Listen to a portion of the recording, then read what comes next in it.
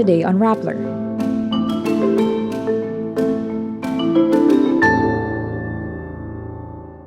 Filipinos online question DepEd's move to amend the Panatang Makabayan. Human rights groups slammed the proposed resolution to, quote, defend former President Rodrigo Duterte against the ICC. The West Philippine Sea laser incident tests the newly established Philippines-China communication line. South Korea refers to North Korea as its, quote, enemy in its recent defense paper. YouTube star Bretman Rock is coming home to the Philippines for his book launch. Catriona and Sam Milby are engaged. And Kris Aquino shuts down relationship rumors as she calls Batangas Vice Governor Mark Leviste her, quote, male best friend. The Department of Education amends the Panatang Makabayan or Patriotic Oath, saying this is to make it more solemn and inclusive of all religions, but many Filipinos online question the move, citing pressing problems the department should prioritize. The issue was ordered and signed by Vice President and Education Secretary Sara Duterte, quote, in accordance with the recommendations of various experts and linguists. But many Filipinos online are not having it. Several users make sarcastic comments on how amending the Panatang Makabayan would address these pressing issues. Meanwhile, other users did not see any difference between the old and new versions, saying nagdarasal and nananalangin are synonymous. The Panatang Makabayan is one of the national pledges of the Philippines, together with the Panunumpa ng Katapatan sa Watawat ng Pilipinas, or the Pledge of Allegiance to the Philippine flag. The last time the Panatang Makabayan was revised was in 2001. Human rights groups slammed the move by several lawmakers to shield former President Rodrigo Duterte from accountability over killings of thousands of Filipinos under his violent war on drugs. The proposed resolution was filed by 18 legislators, led by former President and now House Senior Deputy Speaker Gloria Macapagal Arroyo. The resolution urges Congress to declare, quote, unequivocal defense of Duterte as his anti-illegal drug campaign faces scrutiny at the International Criminal Court. Karapatan tags the House resolution as a grave insult to drug war victims who, quote, suffered inhuman treatment from a murderous regime. It adds, blood is on the hands of the lawmakers who cheered Duterte on during the height of the killings. The ICC recently resumed its investigation into Duterte's drug war, saying it wasn't satisfied the Philippines is willing and able to genuinely investigate the killings on its own. Police records say the death toll from Duterte's drug war is around 6,000, but human rights groups believe the deaths could go as high as 30,000. The Department of Foreign Affairs confirms the Philippines and China made use of their newly implemented communication mechanism to tackle the Chinese Coast Guard's recent deployment of a military-grade laser against a Philippine Coast Guard ship in the West Philippine Sea. DFA spokesperson Teresita Daza says China's foreign ministry initiated the call on Tuesday, February 14.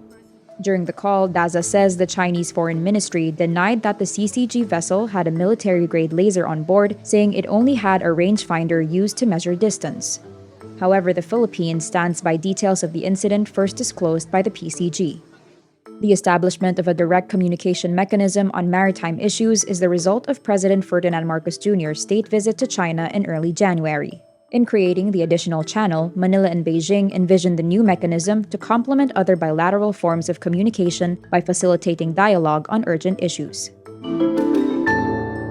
South Korea releases its latest defense white paper, describing North Korea as its, quote, enemy for the first time in 6 years and reporting an increase in Pyongyang's stockpile of weapons-grade plutonium.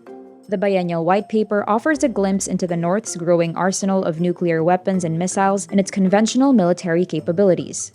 The 2022 paper revives the description of the North Korean regime and military as, quote, our enemy, which was last used in its 2016 edition.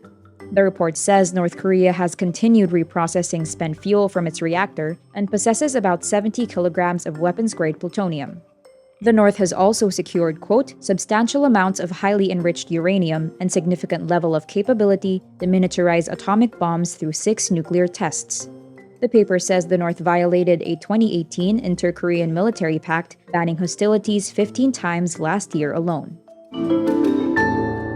Hawaiian-based Filipino YouTube sensation Bretman Rock is coming to Manila in March for the launch of his memoir. The book features a collection of essays about Bretman's childhood in the Philippines, experience as a first-generation immigrant, and journey to becoming a social media sensation. The book signing event will be held on March 4 at SM Mega Mall and March 5 at SM Mall of Asia. Those interested to join the book signing event must purchase a copy from National Bookstore. Bretman, who was born in the Philippines and moved to Hawaii as a child, is one of the biggest content creators on the internet. He rose to fame doing vlogs and beauty tutorials on YouTube, where he has over 8 million subscribers. Miss Universe 2018 Catriona Gray is engaged to actor Sam Milby. Catriona shares a photo of her and Sam saying, quote, "Living in an answered prayer with my best friend. I love you, fiancé." She includes a photo of the two of them holding coffee cups with hers reading Future Mrs. Milby, while subtly showing off her engagement ring. Catriona and Sam first went public with their relationship in May 2020. They were first rumored to be dating in January 2019. The two are both talents of Cornerstone Entertainment and attended the same church and Bible study group. Catriona was previously in a 6-year relationship with model Clint Bondad, while Sam dated model Marie Jasmine. Actress and TV host Kris Aquino clarifies she and Batangas Vice Governor Mark Leviste are just friends. This comes after Mark posts a photo of Kris spending Valentine's Day and her birthday with him. On Instagram, Mark posts a photo with a caption, "Made it just in time for your birthday and Valentine's Day. May have taken more than 7,000 miles to be with you, but I wouldn't have it any other way." Kris tempers the sweetness of Mark's post with a comment of her own, saying, "I appreciate all your effort, but please clarify that we agreed the best foundation for any and all relationships is friendship. I know I state with 100% accuracy, you're my male best friend." Kris has been in the United States since June 2022 to get treatment for multiple autoimmune disorders.